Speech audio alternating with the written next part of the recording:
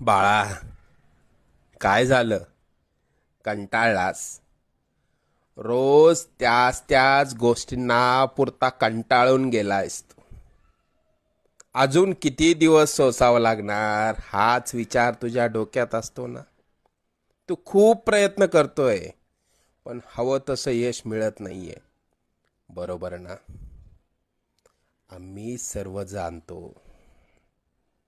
लवकरच तुझ्या रडक्या भाग्यात सुखाचे सोन्यासारखे दिवस येतील.